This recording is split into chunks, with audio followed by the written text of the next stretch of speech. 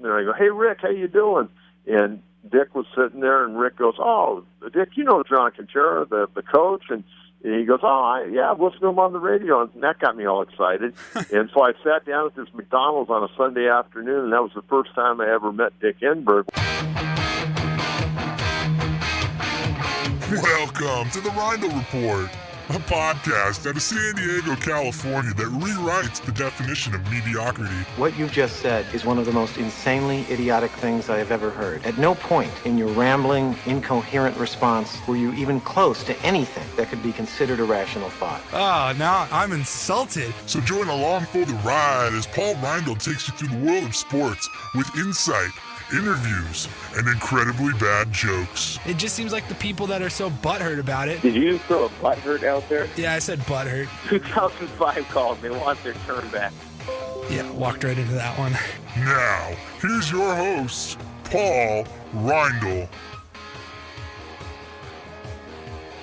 What up, San Diego, and wherever else you may be listening?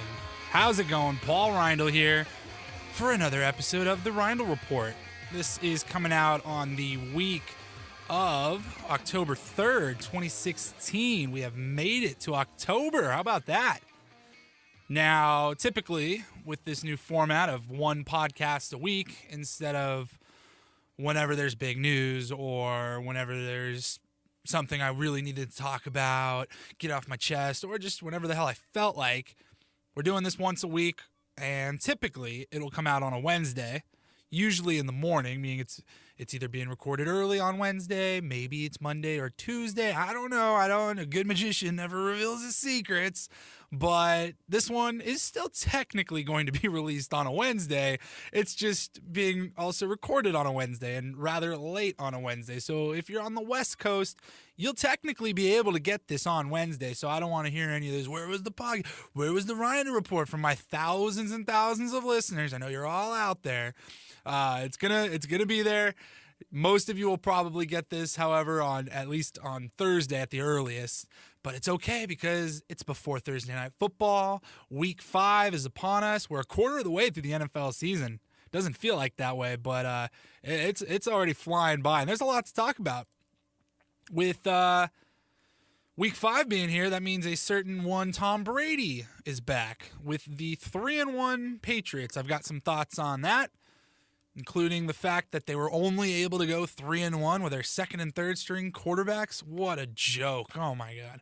Yeah, now they're getting the GOAT back. So look out. Rest of the AFC, definitely. Pittsburgh bounced back, looked good. Thank you, Ben Roethlisberger, for single-handedly winning me another week in fantasy football. Shout out to Big Ben. And yeah, just, a lot to talk about. And of course, the lowly Chargers. No highlights from that game, a lot of lowlights from that game. Blowing another fourth quarter lead. And not just that, but now, that was on Sunday, this is Wednesday, and another Charger down with a season-ending injury. I don't know what else to do but laugh at this point. It's getting to be just absurd. All these playmakers, big role players on the team, weapons for Phillip Rivers. They're dropping like flies. I mean, the media department for the Chargers, they send out their practice report every day. And at this point, it's a joke.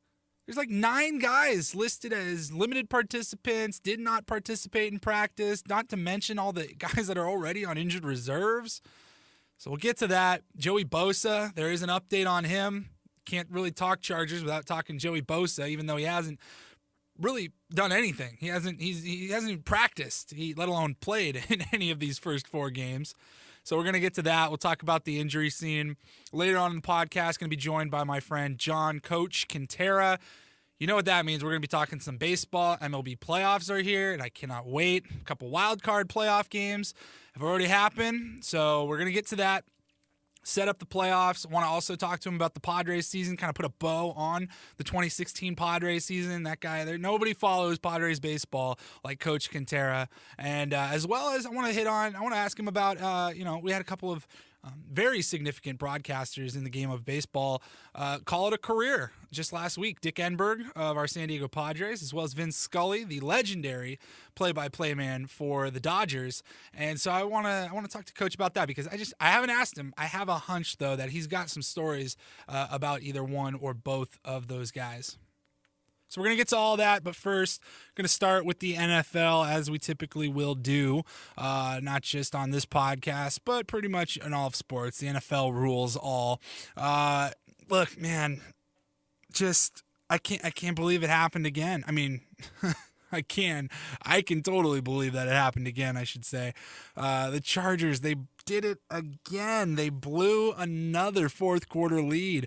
I mean, look, I had some other obligations for my other job to be at on Sunday, and I knew I wasn't going to catch the second half, or certainly not the fourth quarter.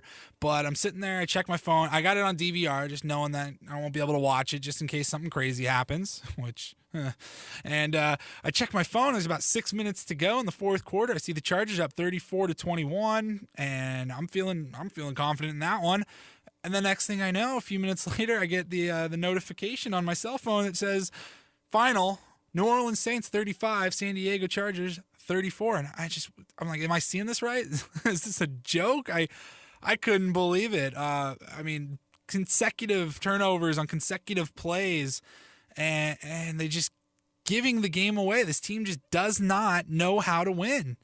They simply don't know how to win. There's not a lot of, God, besides you got Phillip Rivers and Antonio Gates, that's it on the offensive side of guys that have been around and are experienced and know how to win ball games. But even on the defensive side, I mean, all the playmakers are going down there. Everybody's dropping like flies, and there's just a lot of inexperienced players out there that you have to learn how to win. And it doesn't help that your head coach, who I can't believe it's October 5th and he's still the head coach of the San Diego Chargers, but Mike McCoy doesn't know how to win either, okay? He's only been to playoffs once since he's been here in San Diego. Oh my God. I mean, 4-12 last year to 1-3 this year. It's a sad state of affairs for San Diego. I mean, got the ballot coming up the vote coming up in 5 weeks here almost. Figure out what's going to happen with the Chargers. I mean, I don't think they're going to leave regardless. I mean, Measure C is not going to pass. I'm sorry. You're not going to get 66% of the vote. I think it'd be tough for pretty much any measure to get 66% of the votes, quite frankly. And so it's not going to pass, but I don't think that means that the Chargers are going to pack their U-Hauls the very next day. I think that all it's going to mean is that they're going to have to come up with a different plan. They're going to have to find some more money. Dean Spanos probably going to have to cough up a few more bucks. And they're going to have to figure something out. But the good news is that this week, Mayor Faulconer endorsed Measure C, and he supports the Chargers' plans now. So that at least is a good step forward, step in the right direction, that when, not if, but when Measure C fails, at least you have the mayor on your side, and now we can start to figure out another plan. But they're not going to L.A., okay?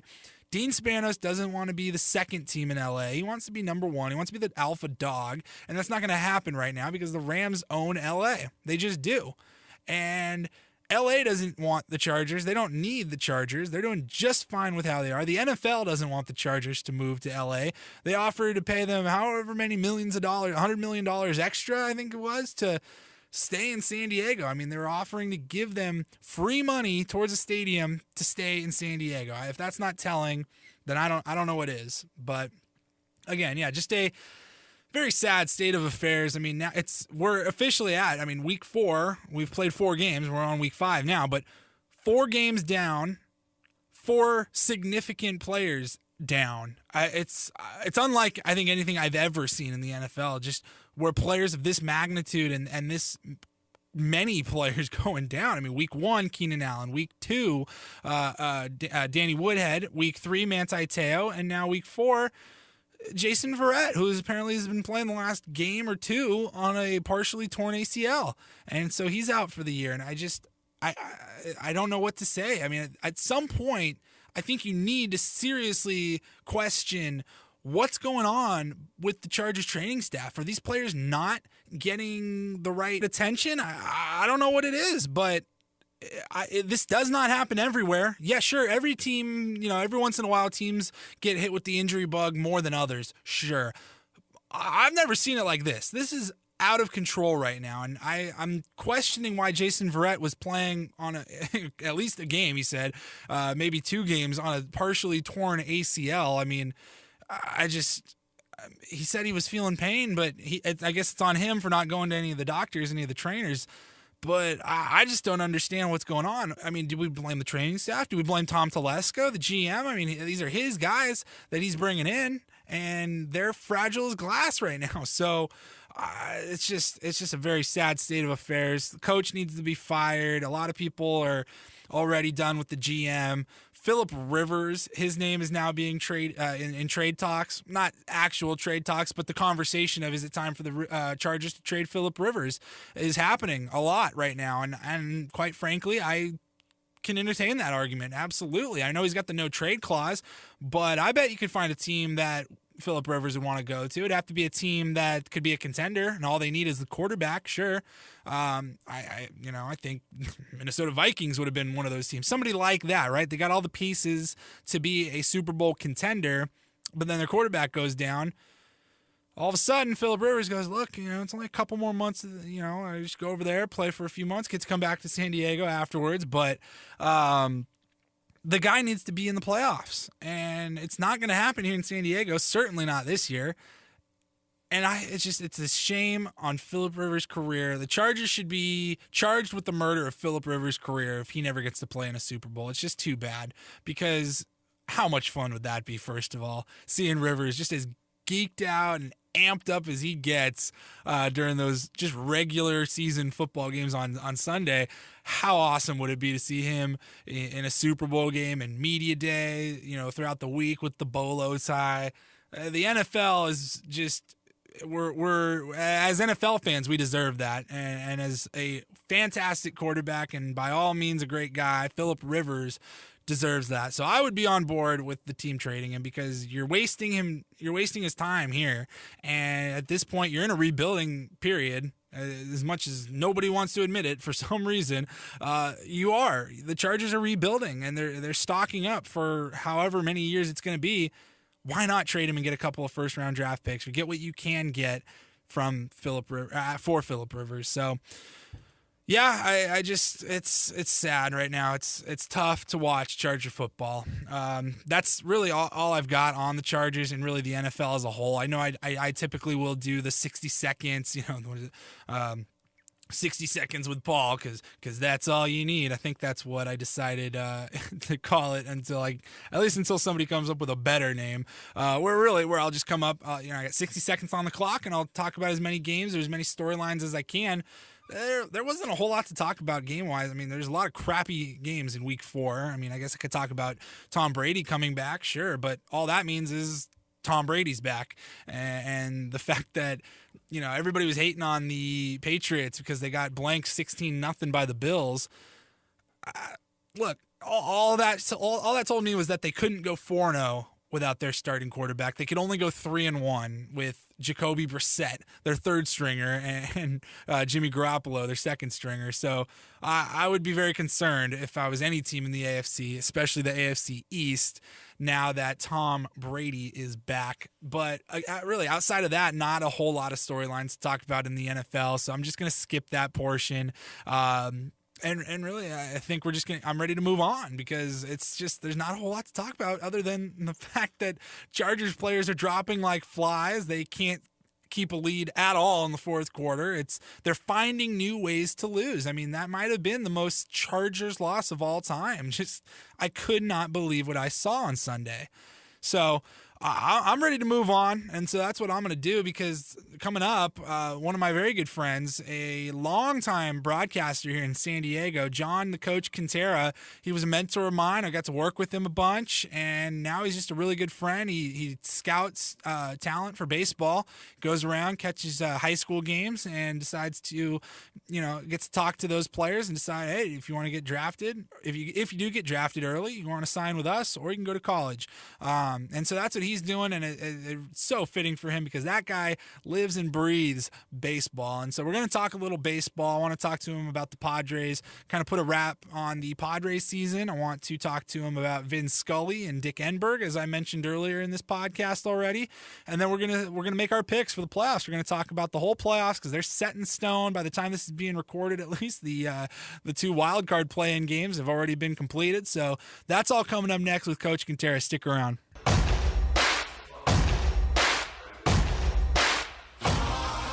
All right, it is October, one of my absolute favorite times of the year, favorite times on the sports calendar. I go back and forth between March and October because March, you got March Madness, NCAA basketball, Major League Baseball starting up with spring training underway. You got the Masters right around the corner. It's a good time. The NFL draft is coming up. Very exciting time in March, but man, October baseball, football's in full swing, college and NFL, NBA's starting up, NHL's starting up. There's a lot of exciting things going on in the month of October.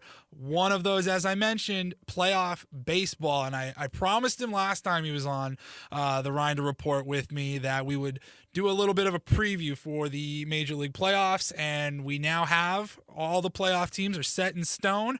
The one-game playoffs for the American League and National League have been completed.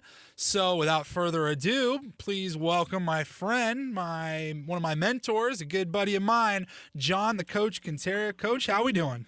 Hey, Paulie, I'm doing great. Thanks for having me on again. We got a lot to talk about tonight. We really do. I mean, this is being recorded again. I got to give the timestamps, not live radio. You know how it goes. But this is being recorded fairly late on Wednesday the 5th. So the Giants and the Mets, that game just got over. That was a wild finish. I mean, Madison Bumgarner and Noah Syndergaard, you knew that was going to be a good game. I mean, we'll get to that. The American League, that game going to extra innings just the night before. The MLB playoffs are already off to a great start.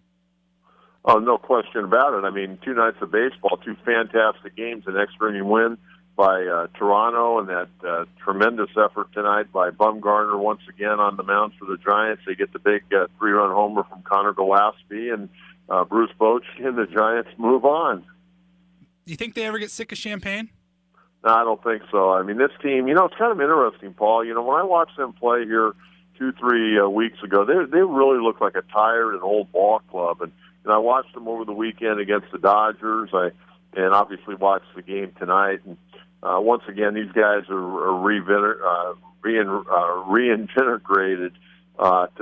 They're playing good baseball. And I mean, what a performance by Bumgarner. I mean, this guy just is unbelievable. I mean, what he did a couple of years ago is the greatest thing I've ever seen in postseason play, and it'll probably be the greatest thing I ever see in postseason play. That's not going to be duplicated for a variety of different reasons. But, that Giant ball club, they just know how to win ball games when it matters. And, I really think they have the best manager in baseball. I was around Bruce Bochy for years here in San Diego. The way he handles the bullpen, which he didn't have to worry about tonight, the way Bumgarner was throwing. But, I go back to a few years back when they were down 2-0 in that series to Cincinnati, and boy, things looked really bleak. And I was telling someone earlier today about Boch and how he handled that. Those were probably the 3 best managed games in the history of me watching baseball, how Bruce Bochy was able to get his team back in that series and eventually win the series against the Reds and go on and win the world title. I mean, it was just a masterful performance by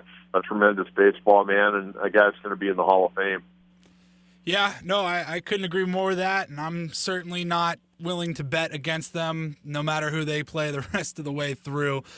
Coach, we'll get to the playoffs here in a little bit. I wanted to have you on because, quite frankly, there's so much baseball still to talk about and not just on the playoffs. And I've said it before, and I'll say it again. When I talk baseball, there's very few people that I can think of that would want to talk baseball more than you. You are a baseball guy first and foremost. You are a longtime broadcaster, lots of post-game shows, lots of years on the post-game shows and being around the ballpark and the team down at Petco. You're scouting talent now. I mean, you live and die with baseball. So let's talk about the Padres a little bit, kind of put a bow on the 2016 season.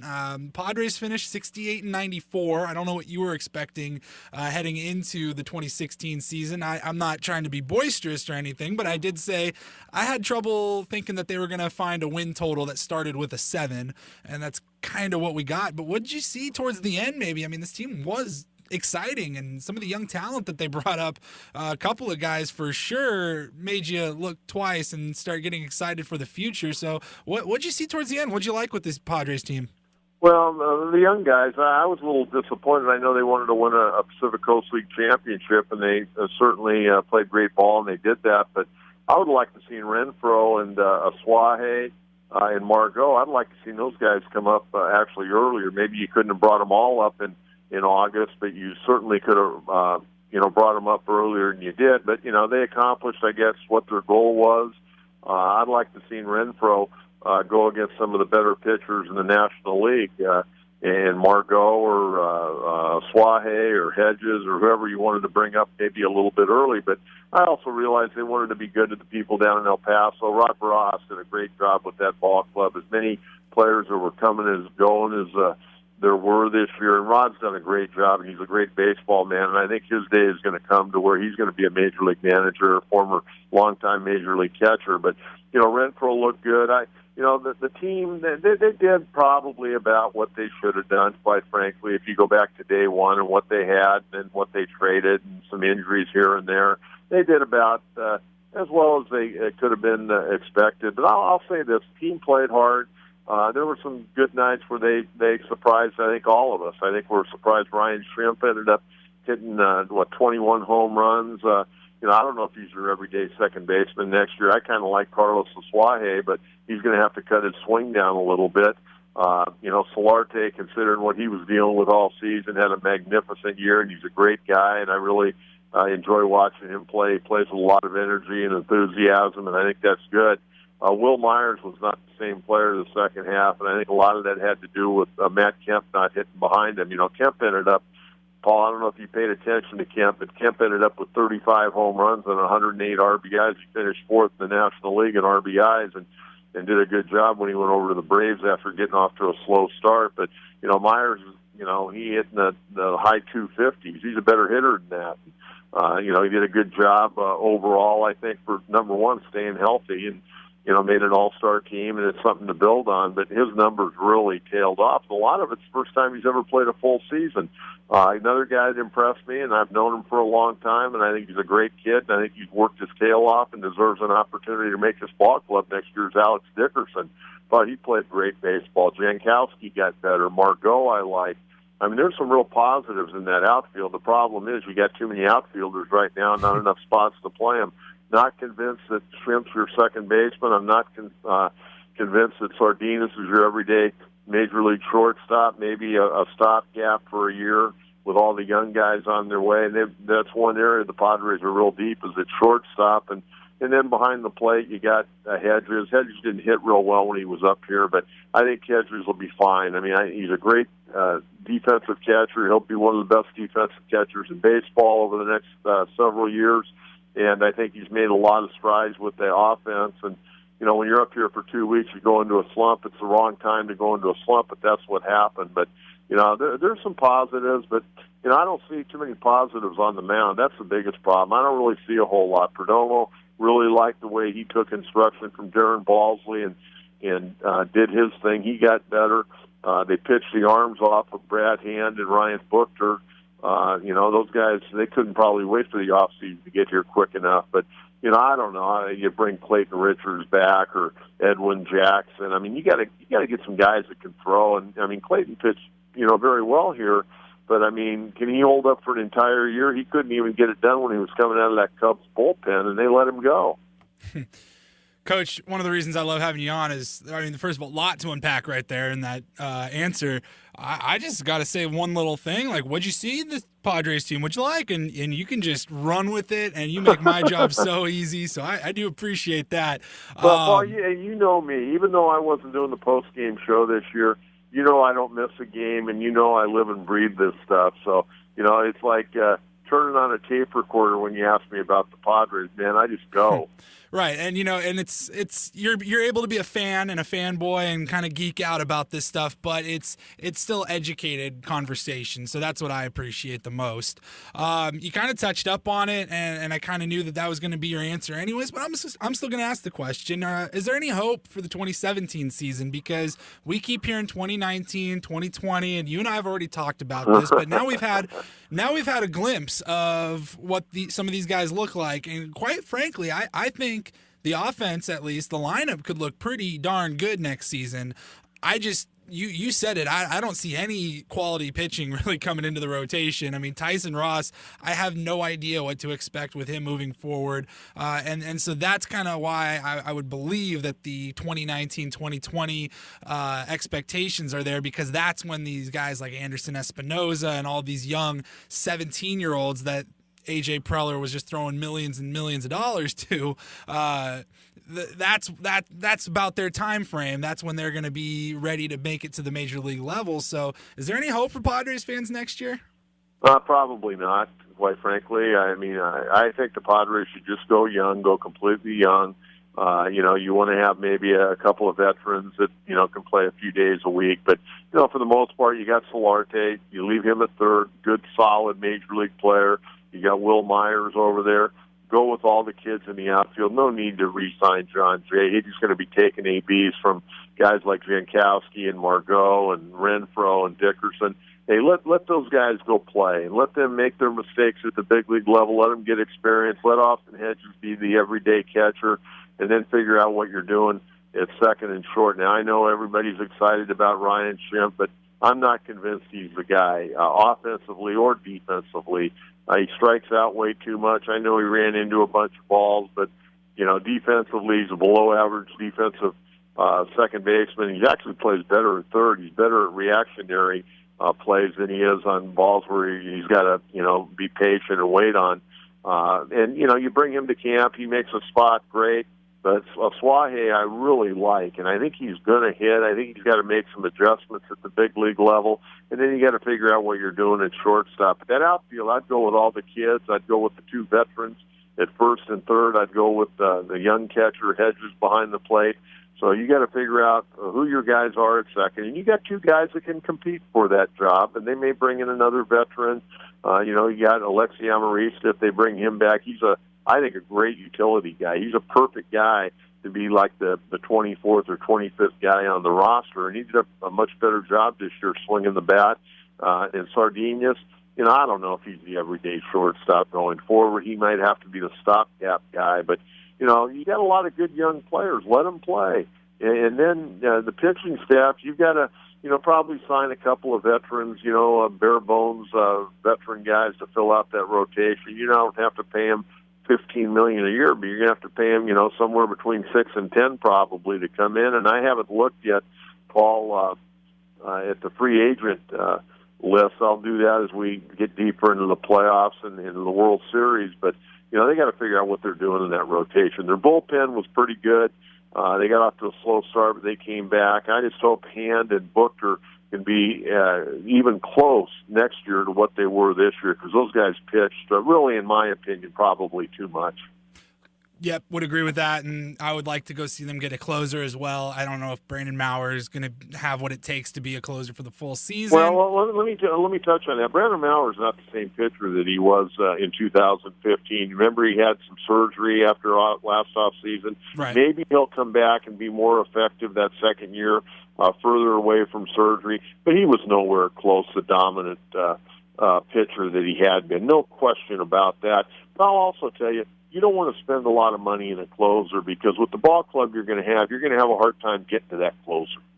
That is an excellent point, and I will stand corrected on it because that's why I bring you onto my podcast to set me straight on stuff like that. Last thing on the Padres, how about this? I want to get your thoughts on first-year manager Andy Green. What'd you see from him this year? Do you think he can be the guy? I mean, it's tough because if we're going to have these expectations of 2019 or 2020, I mean, I've been hearing things that plans for spring training and how they want to have the whole system running the same drills, everybody from the top down, from the major league level down to the fall instructional leagues, everybody's on the same page that when these guys are ready, same signs, things like that. So that shows me that at least that they have a lot of faith in Andy Green and that he's going to still be here in a couple of years. I would hate to see him leave. I was a big fan of him this year, and I don't think another manager would have maybe got you a couple of more wins, but not much. And I think it was just a product of what he had to work with. So I would love to see him actually have some talent to work with here. But do you think we're going to get to that point? What'd you see from Andy? Well, I think Andy, first of all, I think he's a good guy, and I think the players played really hard for him, and that tells me the players respected him a great deal. And I think a lot of those guys are playing hard because they want to find out and they want to become everyday major league players. And if you're not playing hard, you're not going to get that opportunity. But I think overall, I think the coaching staff did a pretty good job. I think Mark McGuire, I don't know if you got a chance to meet him, Paul. He's a really good guy. I was really impressed. I had a couple of really good conversations with Mark this year, and there's no doubt he should get an opportunity to manage. And but Andy Green, I think, did a pretty good job. I think he was in the game. He's very, very knowledgeable man. I think he's got a long ways to go to be one of the upper echelon managers in baseball. And I don't say that because they didn't win, but there were times, especially early in the year, that he didn't get relievers up early enough, and guys were late getting up, and you don't have time for that. You got to make sure your guys are up, ready to go. But I think that got better as the year went on. You got to remember, I mean, he managed in the minor leagues, and a lot of times when you're managing in the minor leagues, the organization's telling you what to do. They're telling you who's going to be in your lineup, who you need to pitch, who's going to pitch 4 innings, who's going to pitch 5 innings, stuff like that. So, he learned a lot this year. I think, there were probably some things behind the scenes that probably didn't go as well as they would like. There's things that the average baseball fan may have picked up, maybe a mistake here and there, but there are probably quite a few mistakes behind the scenes that they're aware of that they're going to correct. Anytime you're a first-year manager, you're going to make some mistakes, and some the fans are going to pick up on. Others, they're not going to know anything about, but you're going to know about it. Your coaches and your players are going to know about it. But overall, I think Andy did a really nice job, and I think he's got the opportunity going forward to probably be a very successful manager. But like you said, you're only, and I've always said this, you're only as good as your players. There's not a whole, look, there's a little bit of game planning, sure, but as far as shifts and like you mentioned, getting guys up in the bullpen, but at the end of the day, your guys got to hit the ball, your guys got to catch the ball, your guys got to throw the ball, and there's not a whole lot of control that he has over that. I think we'll just have to wait and see, but I would agree with everything that you said there. I think Andy Green certainly deserves the opportunity to get to really see the fruits of the Padres planning here, you know what I mean? Everybody coming up, and if he can't win with all of these guys that they've brought in and all these young 17-year-old kids that they signed out of Cuba and the DR that they're expecting to anchor that rotation, in 3 or 4 years, I would say he's going to have a very short leash by the time we start seeing those guys come up. But you know what, Paul? I'll tell you, there's no proven theory that all these Cuban guys can play. I don't care how much money they gave them. I mean, if you go back and you look at money that's been spent on Cuban ball players in the last 5 years, there haven't been a lot of those guys exactly tear the cover off the ball in the big leagues. There's guys that have gotten to the big leagues because they got that big money, but they're not tearing the cover off the ball. There's a few guys here and there, but they've signed a lot. Baseball signed a lot of guys out of Cuba. They haven't exactly taken the league by storm yet. So, I go out for a living now. I go out and I recruit 17 and 18-year-old players to hopefully they get drafted high in the draft. If not, they go to college. And, we think we're getting some pretty good ball players. But you never know. A lot of things change from 18 to 21, let alone 16 and 17 to 21. Guys blow out their arms. Guys, they've reached their peak in growth. A lot of weird things happen. So all these guys they sign, there's no sure thing that any of these guys are going to play in the big leagues. Right now, they're prospects, and some of them may be suspects. So and organizations don't.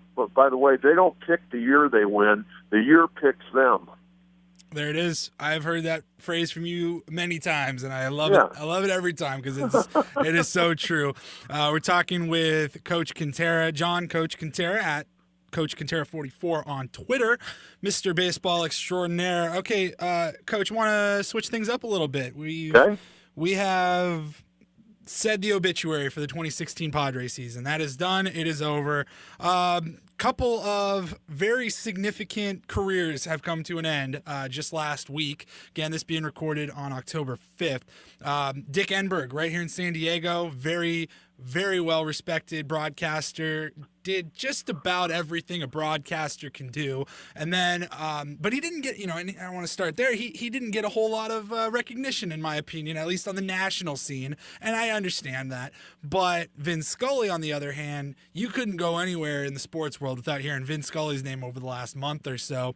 And 67-year career, I believe it was, with the Dodgers. Just an amazing, amazing broadcast career. You think of just about any of the biggest plays in baseball, I mean, Vin Scully was there, and Vin Scully was calling it, and Vin Scully was telling the story into the radio. Just an amazing career. I just wanted to ask you, I mean, at the risk of aging you a little bit, I know you've been around the game and you've been around for a while. Any fun encounters with either of those guys? Any fun stories you can share?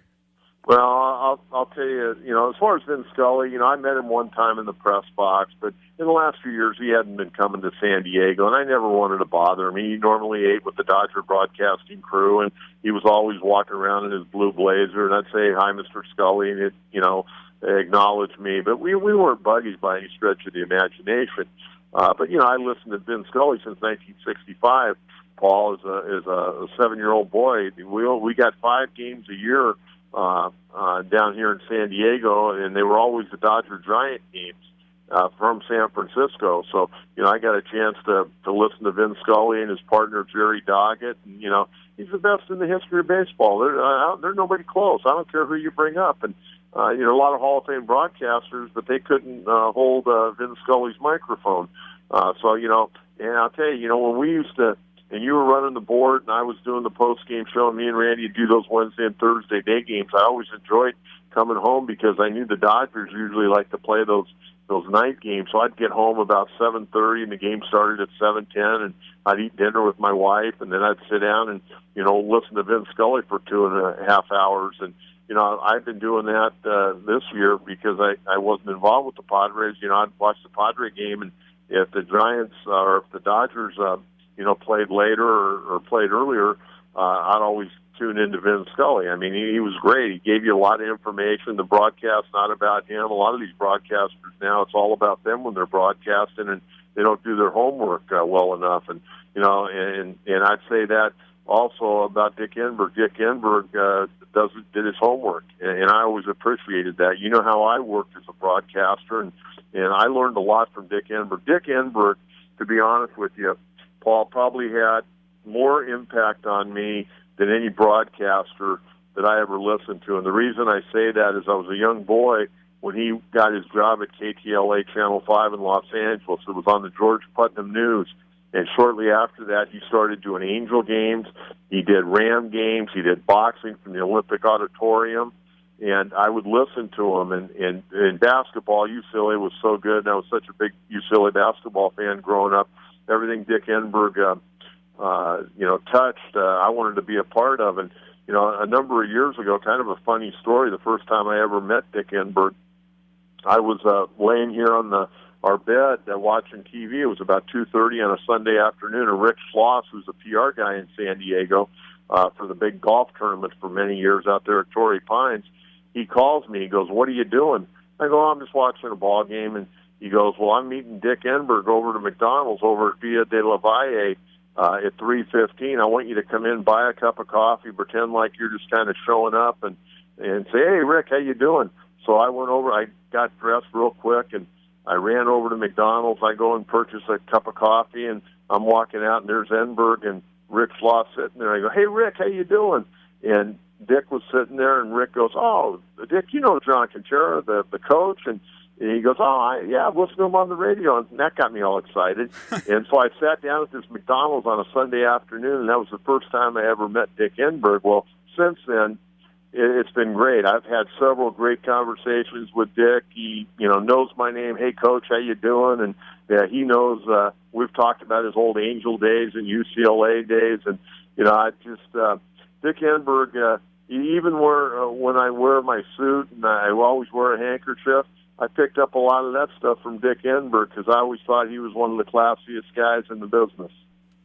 Coach, I'm sure you listen to this podcast every week. I know you do, but something that I do is I try to take, whenever I have a guest on, a little snippet, a little tease, and then I copy it, and I put it at the very beginning of the podcast. So when you press play, the first thing you hear is that little tease and that little story, and then it gets into the open and my opening bit there, and it's a no-brainer tonight. It doesn't matter who I was going to have on besides you. It's not going to be anybody besides you on this podcast, but I couldn't get another story like meeting Dick Enberg over coffee at McDonald's. So that one I have already saved, and that's how that podcast is going to start, episode 26 of the Ryan Report. We're talking with Coach Kentera. Coach, quickly, because I don't want to waste too much more of your time, let's talk playoff baseball. I'd like to start in the American League. Toronto and Texas, Boston and Cleveland. Anything stand out to you from either of those team or series games? Yeah, I want to make sure that they've got a good referee for that series in Texas and Toronto. I mean, one guy's coming out of the red corner, the other guy's coming out of the blue corner. It's going to be interesting. These two teams flat out don't like one another. Texas is going to be tough in their own ballpark, but if Toronto can get a split in Texas, they'll be tough. They're tough in their home ballpark, as we saw last night, and we've seen in last year's postseason play. But that's going to be a great series. I mean, Texas had the best record in the American League. We know the intensity with which Toronto plays. That's going to be a really, really tough series to gauge.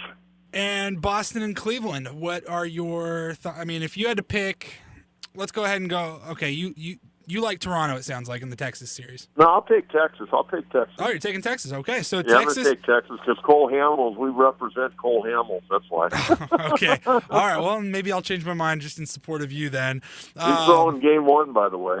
Okay, good to hear. I did believe I saw that, yes. So I want to talk about Boston and Cleveland then, because Boston is going to be my pick, I think, to go to the American League or to represent the American League in the World Series. And it's tough for me to swallow because as a fan, I'm just not a fan of Boston sports. Can't stand it. I respect the hell out of them. I'm sick of hearing about how cursed they are. No matter how many championships they win, they're still bugging about a curse.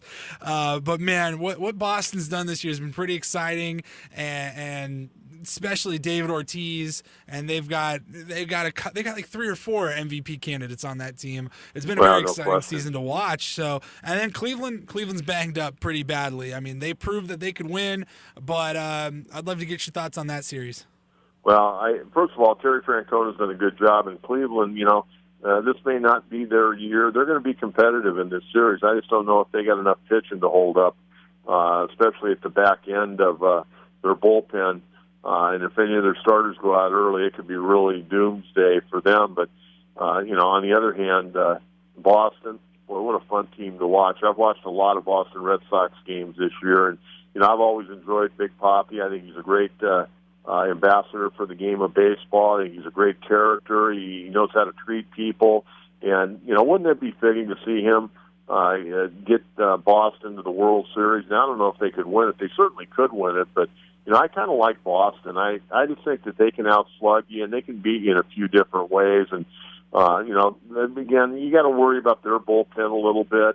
And the American League is so different than the National League because you got the designated hitter, and that guy, well, when it's David Ortiz, it's just a big problem for any ball club. But, man, they can swing the bat. And, Paul, you're right on. They've got 2 or 3 guys, maybe 4 guys that could be the American League most valuable player. I mean, Big Papi, deserving, Mookie Betts, Andrew Bogarts, those guys have had fantastic years.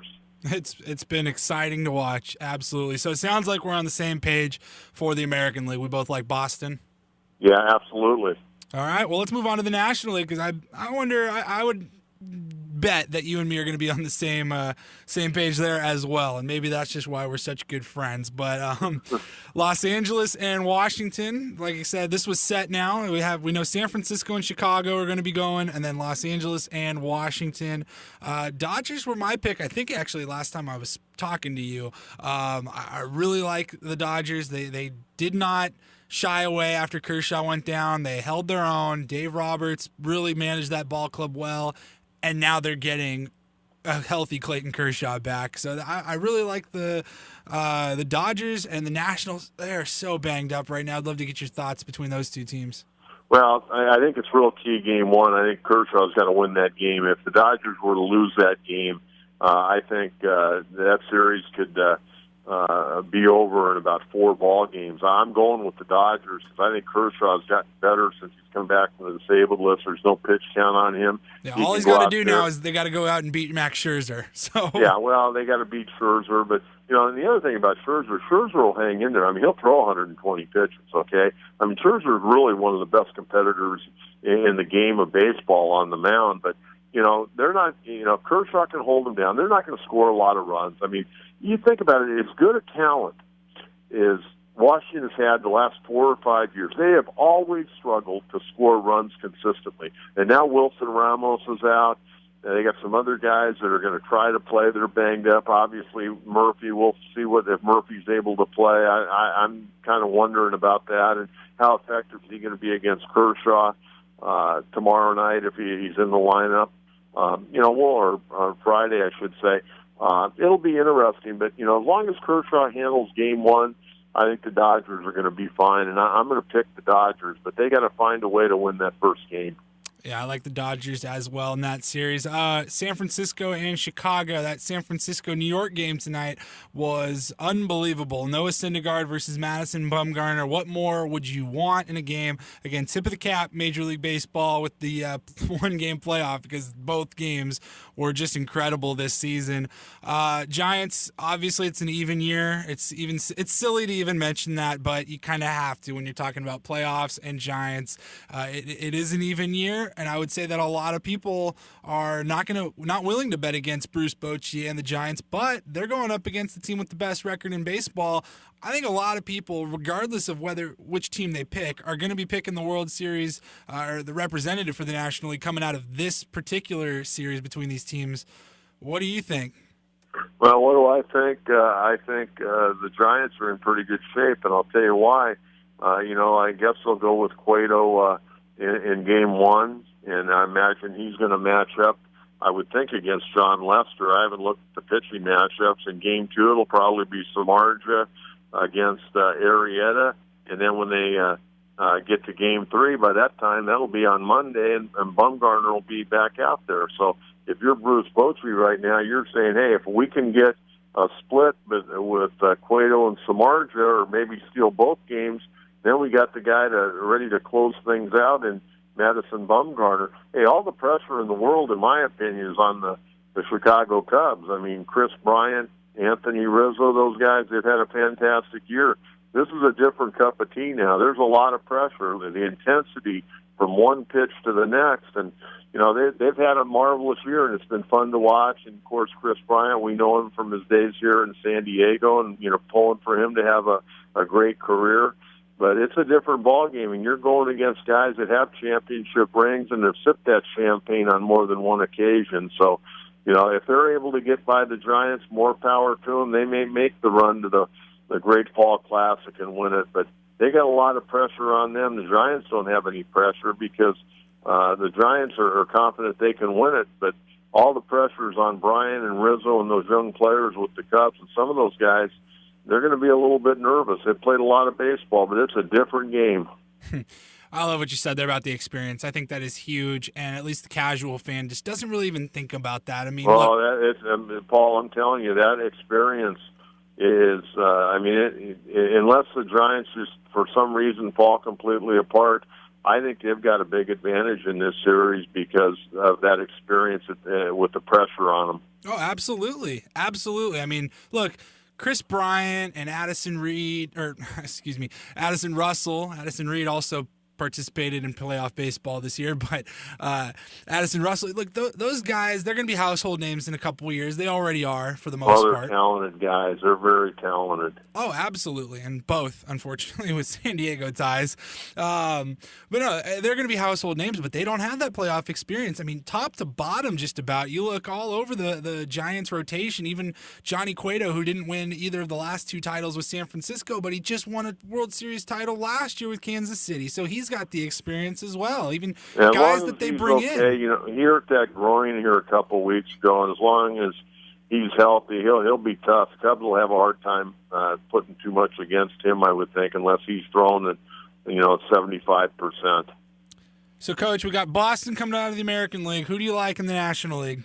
Well, I'll tell you, I think I'm going to go with the San Francisco Giants.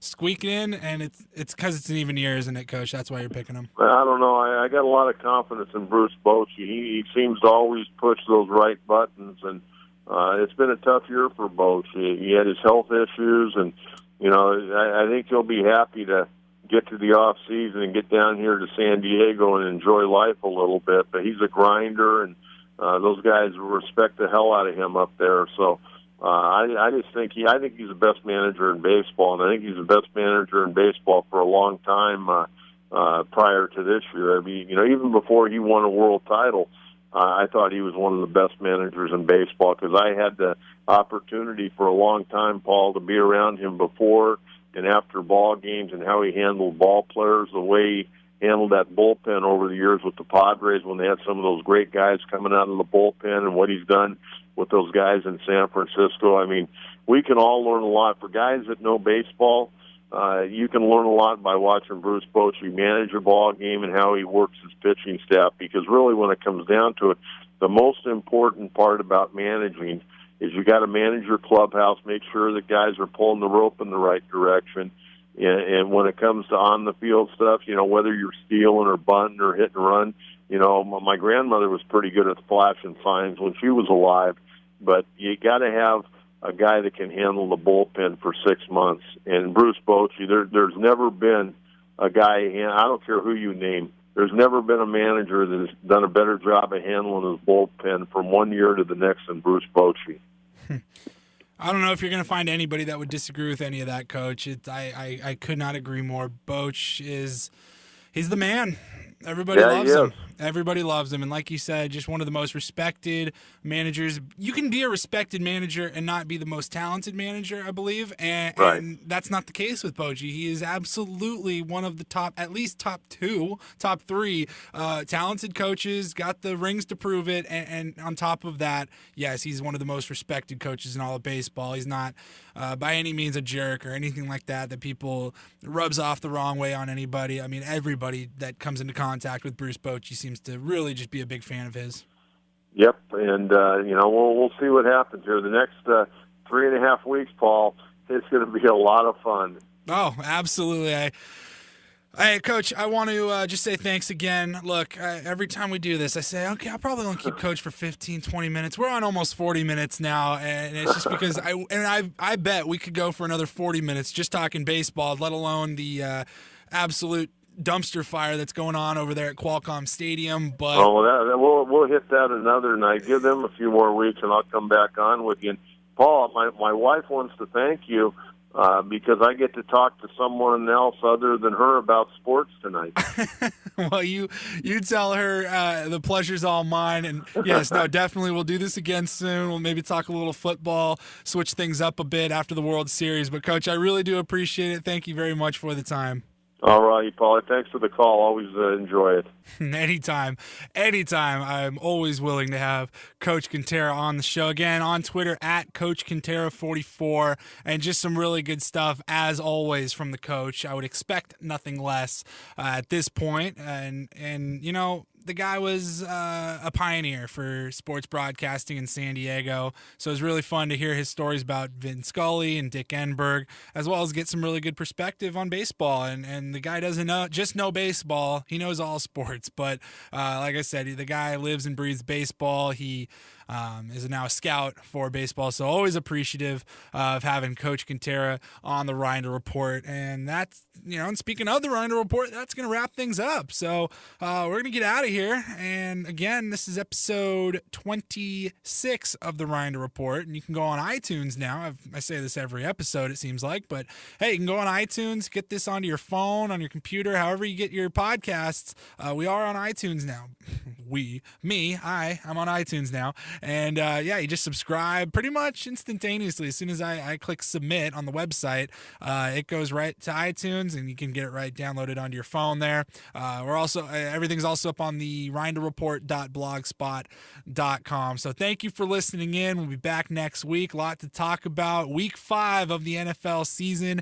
It starts on Thursday tonight with the Cardinals and the Niners. That's right. Carson Palmer, he's not going to play tomorrow. He's not going to be playing for the Cardinals. I don't even think he traveled with the team. He's got a concussion, but I don't even think he made the trip up to Santa Clara. So that's your Week 5 Thursday night game. Everything, of course, on Sunday as well as the Monday night game. So lots to talk about, I'm sure, next week. But until then, I'm signing off, and I will talk to you on next week's podcast.